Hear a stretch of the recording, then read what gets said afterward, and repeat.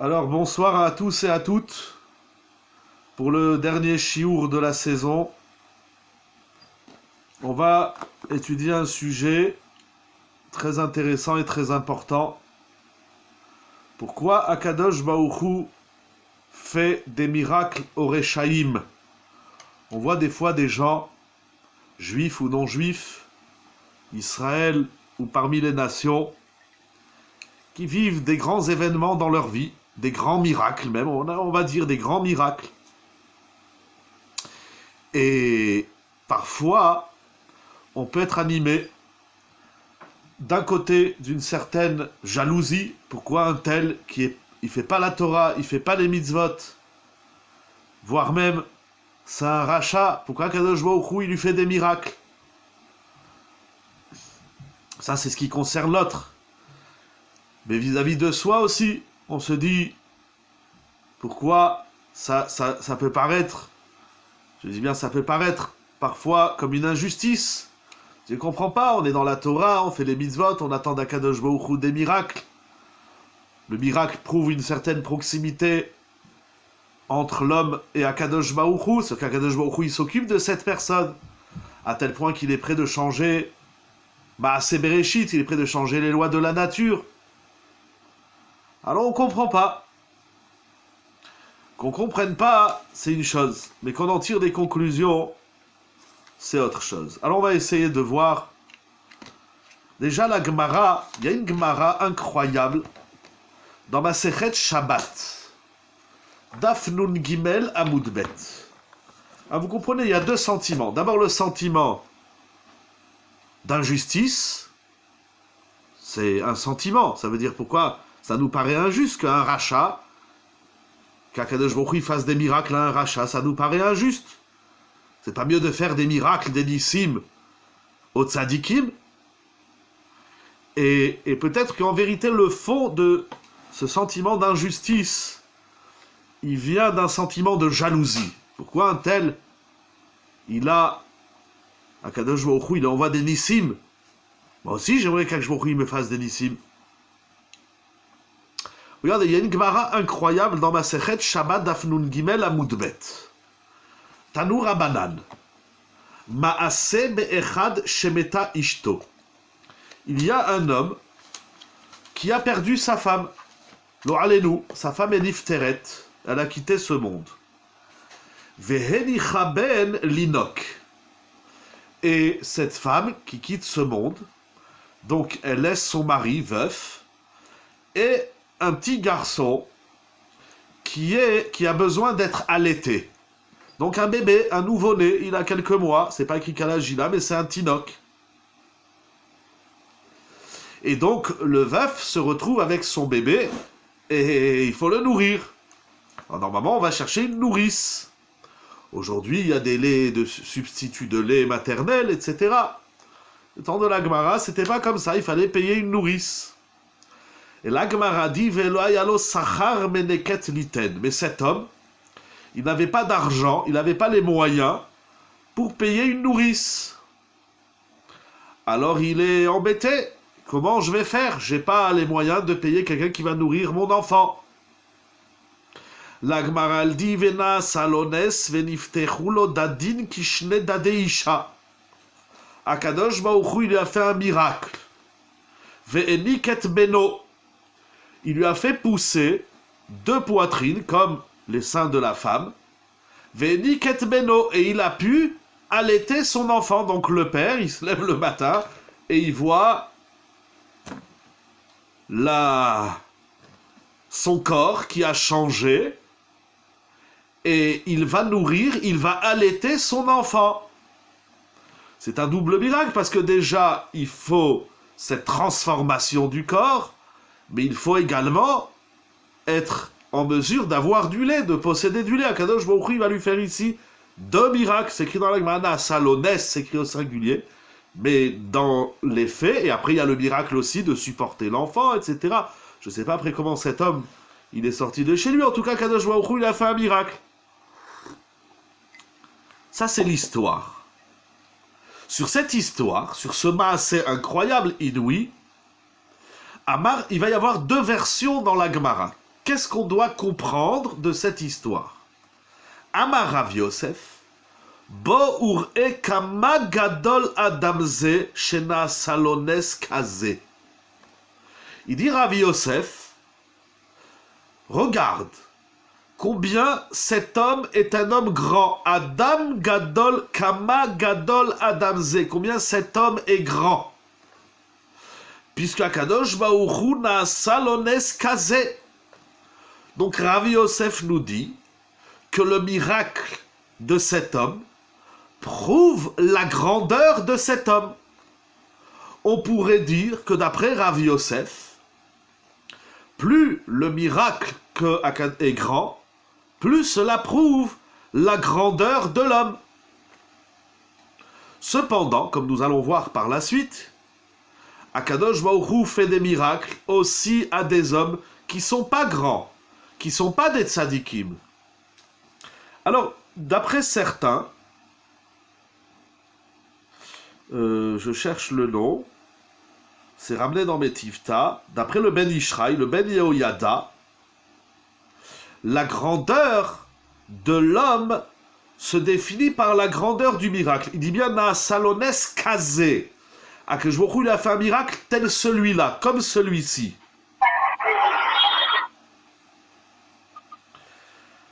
Qu'est-ce qu'il y a de particulier? Bon, on comprend la transformation du corps et la possibilité pour un homme d'allaiter un enfant. C'est pas un miracle. Il y a une espèce de graduation dans les miracles, dans les nissim. Il y a des miracles qui sortent complètement de l'ordinaire. Il y en a qui s'inscrivent un petit peu dans les lois de la nature. Bon, le Ben Ishraï, il travaille toute cette idée. Il y a aussi la tfila. Où est-ce qu'on met la tfila de l'homme? Il s'est retrouvé coincé avec son nouveau-né. Et d'après le Ben Ishraï, Mima shena salones kaze shiudavar sheno matsui bibne adam. C'est un miracle qui n'est pas fréquent parmi les hommes. Il y a des miracles, par exemple le Alelu, quelqu'un qui est atteint d'une très grave maladie. Alors les médecins disent, la personne elle va pas s'en sortir. Et puis au final, il y a un miracle. C'est un miraculé. Les médecins de la science disent, vous êtes un miraculé. Bon, mais des miracles, des gens malades qui, d'un jour ou d'un autre, leur maladie disparaît, c'est des choses qui arrivent. Je ne sais pas les statistiques c'est 1 sur 1 million. Mais au total, il y a plein de gens qui vivent des miracles dans ce domaine de la santé. Il y a des couples, nous qui n'arrivent pas à avoir d'enfants et qui attendent 10 ans. Eh bien, c'est des choses qui arrivent. Les médecins condamnent, il n'y a aucune chance que vous ayez des enfants. Et voilà qu'un jour, paf, le couple attend un enfant. Alors, ça reste miraculeux, les médecins ne savent pas expliquer. Mais c'est des miracles qu'on entend. Pas souvent, mais on entend. Mais un miracle comme celui-ci qui sort complètement de l'ordinaire, qu'un homme puisse allaiter lui-même son enfant, ça n'arrive jamais. C'est une fois dans l'histoire. Et donc c'est sûr, d'après Rav Yosef, que cet homme a un grand mérite. Ça c'est d'après Rav Yosef. Mais il reste une question. Encore une fois, d'après le Ben Ishraï, justement, c'est la qualité du miracle qui prouve la grandeur, le mérite de l'homme. Mais dans l'histoire, on va voir qu'il y a des Rechaïm, des impies, des mécréants, des gens qui ne font pas la Torah et les mitzvot, et qui vivent aussi des grands miracles. Peut-être pas à hauteur de celui raconté ici, mais somme toute, même si on serait d'un niveau inférieur du Ness, il faut expliquer pourquoi il y a des Rechaïm qui ont des miracles. Avançons d'abord la Gemara. Amarle Abaye. Abaye, il dit à Rav Yosef, Adraba, au contraire. Kama garu adam ze shenishtanu lo sidre bereshit. Il dit à Abaye, au contraire, moi je vois ici pas un homme grand, gadol, mais je vois un homme garoua. Garoua, c'est dire inférieur. Si il a eu besoin shenishtanu sidre bereshit, s'il a eu besoin qu'on lui modifie l'ordre de la création, parce que ce n'est pas dans l'ordre du Teva de la création qu'Akadosh Baruch Hu a voulu à Maaseh Bereshit qu'un homme allaite, c'est normalement la tâche de la mère, de la maman, de la femme. Donc si Akadosh Baruch Hu, il lui a fait un tel miracle, ça prouve qu'il n'est pas d'un grand niveau. Akadosh Baruch Hu, il aurait très bien pu l'aider en lui envoyant de l'argent d'une manière ou d'une autre pour qu'il puisse payer une nourrice. Donc on a ici deux approches qui sont toutes deux difficiles à comprendre. D'après Rav Yosef, le miracle témoigne de la grandeur de l'homme.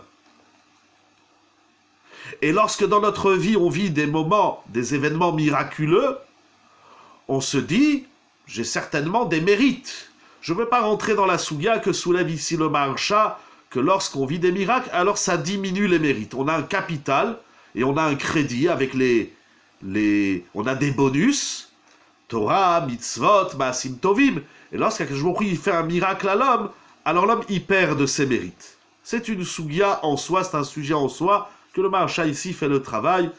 Ramené également dans Betifta, il y a des discussions comment comprendre ce principe.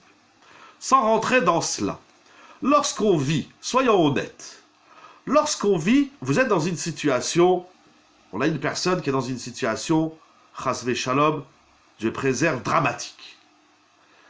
Et tous les scientifiques, qu'ils soient médecins ou autres, ne lui annoncent pas des bonnes nouvelles et lui disent « Monsieur, madame, il n'y a rien à faire. Il n'y a plus rien à faire. » Alors certes, la personne prie, implore à Kadosh Baruch Hu, fait de la tzedaka, fait des mitzvot. Ce n'est jamais pour rien. Il n'y a pas de prière inutile, il n'y a pas de tzedaka inutile, il n'y a pas de maasim tovim inutile. C'est sûr qu'il va se passer quelque chose. Mais il ne se produit pas toujours un miracle. J'ai déjà raconté qu'un jour, j'ai eu un appel d'une dame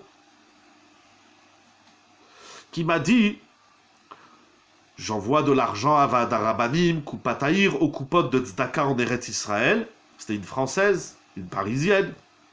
Elle m'a dit, donc après, si vous leur envoyez des dons, vous recevez de temps en temps des journaux où ils racontent qu'un tel a vécu tel miracle, etc., etc. Alors elle me dit, je ne comprends pas pourquoi les miracles arrivent toujours chez les autres et jamais chez moi.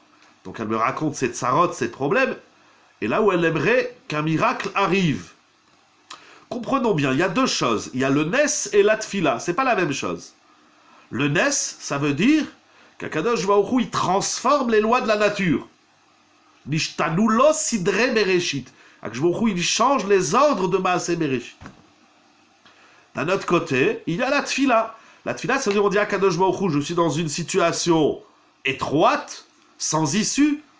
Aide-moi. Alors Akadosh Baruch Hu, il va aider, mais selon l'ordre de Bereshit. Il va faire que le médecin il trouve une solution, un médicament. Il va faire que le pauvre, non pas un miracle, paf, il y a un lingot d'or qui tombe dans son salon, mais il va trouver du travail, ou il va trouver des gens qui vont l'aider, etc., etc. Là, on parle vraiment du miracle, du Nes. Soyons honnêtes. Lorsqu'on ne vit pas de miracle, lorsqu'on est dans une situation dans la vie où on est coincé, et Akadosh Baruch Hu ne nous fait pas un Nes, on a l'impression qu'Akadosh Baruch Hu, il n'est pas très intéressé par nous. Soyons honnêtes, soyons honnêtes. Alors que le voisin, il vit des miracles, on dit, tiens, lui, il bénéficie d'une relation intime et forte avec Akadosh Baruch Hu, parce que je vois, il a des miracles. On se sent inférieur à celui qui vit un miracle. Alors, comment aborder ce sujet? Et des fois, on vit des miracles, et lorsqu'on les vit, eh bien, on se dit, tiens, je suis un tzaddik, j'ai des mérites. Akadosh Baruch Hu, il n'est pas mécontent de moi, alors il m'envoie la Yeshua, il m'envoie le secours, la délivrance par un Nes, par un miracle. Lorsqu'on ne vit pas de miracle, on se sent inférieur. Lorsqu'Akadosh Baruch Hu nous gratifie d'un miracle, on se sent supérieur. Ce sont des sentiments humains. Est-ce qu'ils sont vrais? C'est ça qu'on va essayer de comprendre. Alors on a ici deux approches qui sont extrêmement profondes et délicates. Rav Yosef dit, celui qui vit un miracle, c'est une preuve qu'il est un Adam Gadol, qu'il est un grand homme. Dans les mots d'aujourd'hui, c'est une preuve qu'il est un tzaddik. D'après Abaye, au contraire, Si tu viens un miracle, t'es pas un tzaddik. C'est quoi la discussion? Donc d'après Rav Yosef, on va aller à la pêche au miracle. Non, on va pas chercher les miracles, on cherche pas le miracle. Mais on va s'investir dans la Torah, dans les mitzvot, dans les midot, dans les maasim tovim. On n'espère pas avoir besoin d'un miracle, mais si jamais dans la vie on se retrouve dans une situation étroite, dramatique, eh ben on a toujours l'espoir qu'Akadosh Baruch Hu nous fait un miracle. D'après Abaye, il faut fuir les miracles. Il faut dire à Akadosh Baruch Hu, surtout ne me fais pas de miracle. Que ma vie s'inscrive dans les lois de Bereshit, et que si je suis dans une situation étroite dans la vie, eh ben aide-moi à trouver des solutions qui s'inscrivent dans l'ordre du monde. Comment comprendre? Qu'est-ce qu'on doit tirer de cela? Alors on va voir, on va faire un petit voyage dans la paracha de cette semaine, parachat Devarim. Et on va découvrir un chidouche extraordinaire. C'est écrit dans parachat Devarim, on ouvre un nouveau livre, le 5e de la Torah, et il est dit la chose suivante. Au Perek Aleph, Pasuk Memdalet, chapitre 1, verset 44. Vayetse ha'emori ayoshev bahar hahu.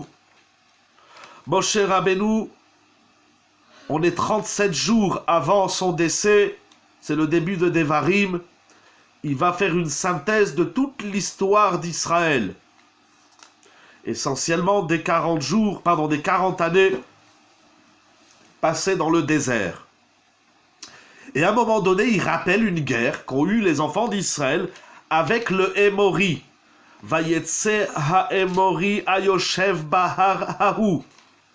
Le Émori, le peuple de Émori, qui siège, qui habite dans cette montagne, il est sorti likratrem à votre rencontre. Vairdefu etrem. Et ils vous ont poursuivi.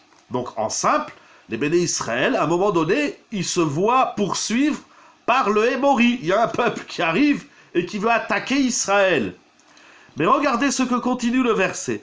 Kasher ta'asena hadevorim. Avec un cholam, pas un A, je lis pas Ashkenaz. Ta'asena hadevorim. Ils vous ont poursuivi tels des abeilles. Une personne, elle est dans la campagne, et puis tout d'un coup, il y a un essaim d'abeilles qui lui court derrière. Le Émori vous a poursuivi tel un essaim d'abeilles. Qu'est-ce qu'on a besoin de savoir? Comment ils nous ont poursuivis? On continue le pasouk. Vayaketu etrem beseir ad chorma. Qu'est-ce que ça veut dire ça? Et ils vous ont perturbé, il traduit onkelos, ou tradu yatron. Ils vous ont poursuivi et perturbé à Seir jusqu'à Chorma. Donc la Torah dit que le Émori nous a poursuivis comme des abeilles. Qu'est-ce que ça veut dire, comme des abeilles? Il dit Rashi, Mahadevora Hazot. De même que l'abeille, Kesheimaka et Ha'adam, lorsqu'elle frappe l'homme, Miyad Meta. C'est-à-dire lorsque l'abeille pique l'homme, elle meurt tout de suite. Afhem, eux aussi, le Émori, le peuple de Émori, Kesheayu Nogaim Bachem, lorsqu'ils vous touchaient, Miyad Metim, ils mouraient tout de suite. Ça veut dire que, c'est-à-dire dans le pasouk, on n'a pas tout ça, on n'a pas l'expression de ce miracle. Dans le pasouk, on a que le Émori, le peuple de Émori, nous a poursuivis dans le désert et ils nous ont frappés. Vayaketu etrem, ils vous ont frappés à Seir, à Chorma. Donc la Torah, Moshe Rabbeinu, il rappelle aux béné Israël qu'ils ont été attaqués par le peuple de Émori. On a été attaqués comme des abeilles. Ça n'a pas une connotation, je dirais, positive.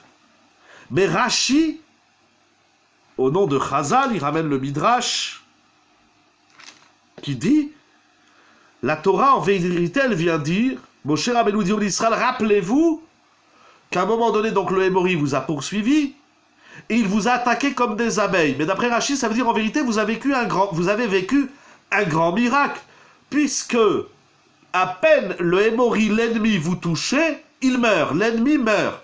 Imaginez un ennemi qui envoie une bombe, la bombe, elle arrive en Eretz Israël, mais au lieu d'exploser en Eretz... Et elle explose, mais au lieu de tuer des Béné Israël, eh bien, elle tue celui qui a envoyé la bombe. Ici, le Hémori, avec son épée, avec son arc, avec tous ses armes à guerre, lorsqu'il envoie une attaque envers Israël, cette attaque, elle se retourne contre le Hémori. C'est inouï, c'est incroyable. Pourquoi la Torah demande Rav Meshulam David dans son livre sur le Chumash, dans ses Shiurim, Tsarich Biur. Il dit d'abord, je veux comprendre. Mamashmienu apasuk beze shemetu kasher ilkwet Israël. D'abord, qu'est-ce que la Torah elle veut nous apprendre? Qu'est-ce que Moshe Rabbeinu il veut nous dire là? C'est quoi son message? Rappelez-vous que lorsque vous étiez dans le désert à Séhir, le Hémori vous a attaqué, il vous touchait, il mourait. Bon, et après? Qu'est-ce qu'il veut? C'est pour remercier Akadosh Baruch Hu, c'est pour voir la grandeur divine. Puis des miracles, on en a vécu beaucoup dans le désert, et en Égypte, et depuis toute l'histoire, et encore aujourd'hui. Qu'est-ce qu'il veut, Moshe Rabbeinu, en lui disant ça? Qu'est-ce que ça nous apporte dans la vie de savoir qu'un ennemi, il est mort au moment où il m'a touché? Akadosh Baruch Hu, il nous a épargnés, il nous a protégés de l'ennemi. Qu'est-ce qu'on a besoin de comprendre ici? D'autant plus, il demande Ve'od, Kevan Sheba Katuv Kan Lesaper Godel Amaka. Il dit en vérité, Moshe Rabbeinu, il vous dire, mais regardez comment le Hémori, il a voulu porter atteinte à votre vie. Combien il a organisé des attentats et des guerres. Donc c'est-à-dire qu'il veut mettre ici en avant la taille de l'attaque du Hémori. Alors si tu nous parles de l'attaque du Hémori, oups, pardon si on peut couper les micros, merci. Donc s'il veut mettre en avant l'attaque de l'assaillant, pourquoi rappeler ce miracle? Ça n'a pas de rapport, ça n'a pas lieu d'être. Il y a la sougia de l'ennemi qui veut te porter atteinte, et il y a le sujet du miracle qui a été fait pour que l'ennemi disparaisse. Mais c'est pas ça qui est intéressant. Lorsque quelqu'un, par exemple, je préserve quelqu'un, il veut raconter quelque chose qui lui est arrivé. Lo alelu, je sais pas, il lui est arrivé qu'il s'était fait attaquer. Alors il va nous parler que c'était un bandit, un voyou, il était armé, etc., etc. Il va expliquer la taille du danger qu'il a frôlé. Et qu'au final, Jmorou, il a aidé. Mais quand tu veux parler de la taille du danger, tu me racontes pas le miracle qu'au final, il a glissé, il est tombé, il est mort. C'est quoi le rapport? Au contraire, ça prouve la faiblesse de l'ennemi. Ça prouve pas sa grandeur. Donc, deux questions très pchatiques, très basiques de Rabbeinu Meshulam David Halevi Soloveitchik. Premièrement, quel est l'intérêt de nous raconter la façon dont notre ennemi est mort? Qu'est-ce que ça m'apporte de savoir qu'il m'a touché, il est mort? Et deuxièmement, au moment où Moshe Rabbeinu il veut parler de la taille de l'attaque du Hémori, ça n'a pas de place de nous raconter comment il est mort en nous touchant comme une abeille. Ça, c'est la question. Il va ramener, au nom du Briske Rouv, au nom du Rav de Brisk, qui est son père, Rabbi Yitzhak Zeev Soloveitchik, on l'appelait le Rav de Brisk, le Gaon Rav de Brisk. Regardez qu'est-ce qu'il dit. Il dit quelque chose d'incroyable. On va le faire entre le texte du Rav de Brisk et les psukim. Il dit, si on regarde un pasouk juste avant, en vérité le verset qui précède, il est dit comme ça. Vadaber alechem velo shematem, vatamru et pi Adonai, vatazidu, vata'alu hahara. Un petit rappel de l'histoire très bref. Après l'histoire des explorateurs, des Meraglim dans Parashat Shelach, où les explorateurs vont décourager le peuple d'aller en Eretz Israël, les explorateurs vont mourir, il y a un sujet qu'on ne parle pas assez d'ailleurs, c'est dommage, qui s'appelle les Ma'apilim. C'est écrit dans la Torah, Vaya'apilu. Ce sont une partie du clan d'Israël qui vont se présenter à Moshe Rabbeinu, ils vont lui dire, nous voulons monter en Eretz Israël. Moshe Rabbeinu leur dit oui, on est sur la route. Malheureusement, suite à l'histoire des Meraglim, ça va nous prendre encore 38 ans. Non, non, nous on est pressés, on veut y aller tout de suite. Moshe Rabbeinu leur dit n'y allez pas. Parce que, c'est d'ailleurs le verset d'avant 42, Vayomer Hashem Elai Morlem, Lo ta'alu velo tilachamu ki eneni bekirbechem. Akadosh Baruch Hu, par la voix de Moshe Rabbeinu, il leur dit ne montez pas, ne faites pas de guerre, je ne suis pas avec vous. Vous vous rendez compte? Il y a des situations où Akadosh Baruch Hu dit à l'homme je ne suis pas avec toi. Velo tinagefu lifnei vechem. Si vous y allez, vous allez tomber face à vos ennemis. Et Moshe Rabbeinu, il rappelle au Israël, Vadaber alechem, et je vous ai parlé, Velo shematem, vous n'avez pas écouté, Vatamru et pi Hashem, et vous avez déjoué, désobéi à la parole de Dieu, Vatazidou, et vous étiez bémézit, vous savez qu'il fallait pas y aller, vous êtes quand même y allé, Vata'alu ha'ara, et vous êtes monté. Suite à ça, il y a l'histoire du Hémori, donc ils vont attaquer le Hémori, et le Hémori va mourir. Il dit le Rav de Brisk, à quel moment Akadosh Baruch Hu, il fait un miracle au Bnei Israël, au moment où les Bnei Israël lui désobéissent. C'est incroyable ces psukim.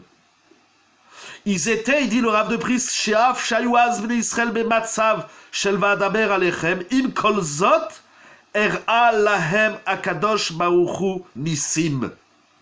Ils sont dans une situation de désobéissance de la parole d'Hachem, où Akadosh Baruch Hu ne leur dit ne montez pas vers le Hémori. Le moment d'arriver en Eretz Israël n'est pas encore là. Attendez, vous allez y arriver. Il ne faut pas pousser la porte, comme la Gemara dit dans Ketuvot, il ne faut pas être dochek et hasha'a. Et Moshe Rabbeinu, il les met en garde, n'y allez pas.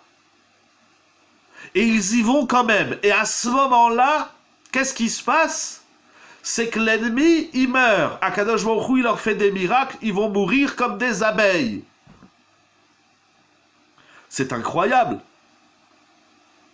Donc, il est écrit ici clairement qu'Akadosh Baruch Hu, il fait des miracles, et pas des moindres. Il fait des miracles à celui qui lui désobéit. C'est incroyable. Mais ça, c'est le premier point. Alors, on va comprendre pourquoi Kadosh Baruch Hu, il fait des miracles à des hommes qui ne sont pas méritants et qui lui désobéissent. Quel est l'enjeu alors du miracle? Je ne comprends plus rien. Mais il rajoute, le Rav de Brisk, une phrase qui est fondamentale dans la vie et dans l'histoire du peuple juif. Umimela. אין להביא ראיה מזה שנעשו להם ניסים שהשם מסכים למעשיהם. Incroyable. Si, et puisque Akadosh Baruch Hu, il fait des miracles, même à celui qui n'est pas méritant, même à celui qui est désobéissant, alors le miracle n'est plus une preuve que ce que tu fais, c'est approuvé par Akadosh Baruch Hu. Je relis cette phrase qui est magnifique. Combien dans l'histoire on a voulu démontrer la preuve que ce que je fais est validé par Dieu, c'est parce que Dieu, il me fait un miracle. Ici, dans la Torah, il dit le Rav de Brisk, si Hachem, il fait un miracle, alors quel est Oh, très bonne question. Alors quel est l'enjeu du miracle? On va essayer de comprendre, on va essayer de répondre. Mais, déjà vous comprenez le Yesod, c'est tout simplement inouï, c'est fabuleux ce qui est écrit ici. Combien de fois dans la vie, on opère des choix, mais on demande à Kadosh Baruch Hu de nous montrer qu'il valide ou qu'il invalide notre choix. Et on lui dit, je mets des mots, et on lui dit, fais-moi un miracle, montre-moi un signe que ce que je fais est juste, que je suis sur le droit chemin. C'est ça qu'il faut choisir. Et effectivement, Hachem, il fait un miracle. Et alors l'homme dit, et il est fier, il dit, regardez, ce que je fais, c'est tellement bien, c'est tellement juste, que c'est validé par Akadosh Baruch Hu. Preuve en est, c'est qu'il m'a fait un miracle. Il dit le Rav de Brisk, et ça c'est le Chumash, ça veut dire c'est de la Torah, pure et dure, on n'a pas trouvé un midrash, ou un texte que personne connaît, ça c'est la Torah brute, c'est la base de la Torah. Dans la Torah, c'est écrit qu'Akadosh Baruch Hu, il fait des miracles à celui-là même qui nous obéit. C'est Akadosh Baruch Hu, il te dit, mais n'y allez pas, c'est pas le moment. On y va et il nous fait un miracle. On peut pas dire que le miracle, il est la preuve qu'Hachem, il est d'accord, puisqu'il vient de nous dire de ne pas y aller. Moi, c'est surtout ça que je voulais partager avec vous. Cette notion fondamentale que le miracle, le Nes, n'est pas une preuve de l'approbation d'Akadosh Baruch Hu des choix que je fais dans la vie. Alors, bien évidemment, par l'être humain ne sait pas intervenir seul. Oui, l'homme, il ne sait pas intervenir. Alors, il a besoin d'être soutenu, d'être drivé. Alors, il va falloir trouver quels sont les outils qui prouvent que ce que je fais est le bon choix. Mais en tout cas, on va enlever dorénavant, d'après le Rav de Brisk, on va avancer, je vais vous montrer d'autres Hidushim, Bezrat Hashem. On va enlever de notre boîte à outils le miracle. Le miracle n'est plus une preuve que ce que tu fais est validé par Akadosh Baruch Hu. Ça s'écrit clairement, c'est le pasouk d'avant. Verset 43, il dit « Vatamru et pi Hashem » Vous avez désobéi, vous vous êtes rebellés à la parole d'Hachem. Lo ta'alu, ne montez pas. Et il dit Rashi, Lo aliyati elachem ela yerida. Si vous montez, ça s'appelle pas monter, ça s'appelle descendre. Dans la vie, tu crois que tu montes. Moshe Rabbeinu nous dit, tu n'es pas en train de monter, tu es en train de descendre. Et à ce moment-là, Akadosh Baruch Hu fait un miracle. Ne dis plus que le miracle, c'est l'approbation divine, puisque Dieu, il vient de te dire, n'y va pas. Maintenant, comment on fait pour savoir si les choix qu'on fait dans la vie, ils sont valides, valables ou pas? C'est une très bonne question, c'est une autre question. C'est pas la question de ce soir. La question de ce soir, c'est pourquoi. Alors d'abord, comme vous avez demandé, alors quel est l'intérêt du miracle? Pourquoi alors Hachem, il leur fait un miracle? Et de manière plus générale, pourquoi Hachem, il fait des miracles au Réchaïm? Si on a désobéi à ce moment-là, alors pourquoi il nous a sauvés? Quel est, et par extension de manière plus générale, alors quel est l'enjeu du miracle? Si même les Réchaïm vivent des miracles. Mais on sait ça depuis les 10 plaies, c'est-à-dire, là-bas, peut-être vous voulez dire qu'Hachem, il a fait les 10 plaies, mais les 10 plaies, là-bas, il y a le Klal Israël. Le Klal Israël, ils ne sont pas complètement des Réchaïm, etc. Mais si de là-bas aussi vous comprenez, en vérité, il y a plein d'autres endroits, on va voir aussi encore dans l'histoire, il y a plein d'autres endroits dans le Tanakh où on voit que Baruch Hu, il a fait des miracles à des Réchaïm. Et en vérité, comme vous dites les 10 plaies, mais en vérité, c'est tellement clair que je ne comprends plus comment on peut penser le contraire. C'est-à-dire, du coup, je comprends plus Rav Yosef dans l'histoire de la Gemara qu'on a rapportée. Il dit c'est un tzaddik parce qu'il a vécu un miracle. Il y a des gens, lorsque vous parlez de tel rabbanim et de tel tzaddikim, ils prouvent la piété d'un rav par les miracles qu'il opère. Je n'ai pas de doute sur la grandeur du tzaddik en question. Mais c'est pas parce qu'il fait des miracles qu'il est un tzaddik. Que le tzaddik il intervienne auprès d'Akadosh Baruch Hu pour qu'Akadosh Baruch Hu fasse des miracles, c'est encore aussi un autre sujet. Là, on touche un sujet qui a plein de tentacules.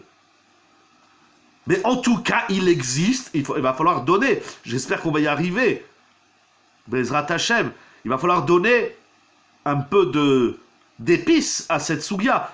C'est-à-dire, en tout cas, le miracle n'est plus une preuve absolue que ce que tu fais est bon ou pas bon. Puisque là, c'est écrit clairement. Regardez les psukim, c'est incroyable. Peut-être c'est Bederer Shadam Rotseleler, mais quand même un miracle. Parce que normalement, c'est écrit là-bas dans la Gemara, le chemin que l'homme il entreprend, Kadosh Baruch Hu il aide. Non, c'est écrit si choisit le bon côté, alors Messaïd. Hachem il aide. Mais Hachem il aide pas le rachat. C'est écrit Potrimlo, Abal Etamé, Potrimlo. Hachem il lui ouvre la porte. Mais de là à faire un miracle. Et puis, même si ça va dans le sens que vous soulevez, c'est-à-dire qu'Akadosh Baruch Hu, il aide l'homme dans le chemin où il veut aller. Mais il faut comprendre, alors c'est quoi le sens du miracle? Le miracle, n'est-ce pas une preuve? Il y a des cultes entiers, il y a des dogmes entiers dans l'histoire qui ont prouvé leur efficacité, leur vérité, leur authenticité à travers tous les miracles opérés. Que le miracle existe, encore une fois, j'ai pas de problème. Toute la Torah, c'est miracle. Elle l'a nous, comme il dit le Ramban. Toute la Torah, c'est des Nissim, Glouyim, Nistarim. La vie de l'homme est miracle. Le clan Israël, c'est un miracle. On est un Shtikelnes. La question, c'est qu'est-ce qu'on doit retenir du miracle? En tout cas, on doit certainement pas retenir, c'est ça qui nous dit le Rav de Brisk, on doit certainement pas retenir que si un miracle, c'est qu'il y a approbation d'Akadosh Baruch. Alors on va avancer un peu.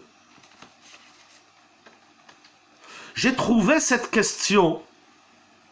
Non, j'ai pas trouvé. Akadosh Baruch Hu, il m'a aidé à trouver, c'est un miracle.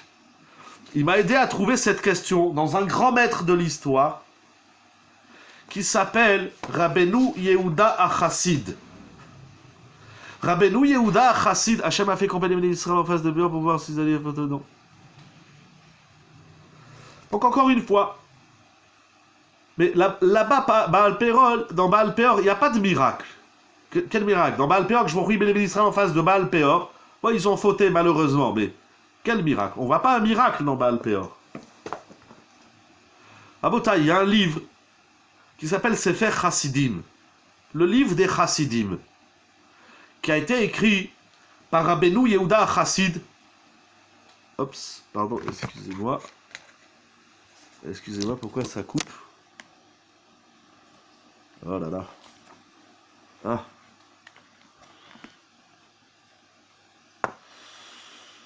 Ah, purée.